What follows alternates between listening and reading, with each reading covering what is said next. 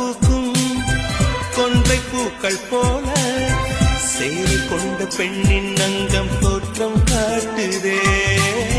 தாஜ்மஹாலின் வண்ணம் மாறக்கூடும் பெண்ணே, மின்னும் உந்த கண்ணம் இன்னும் வண்ணம் கூடுதே.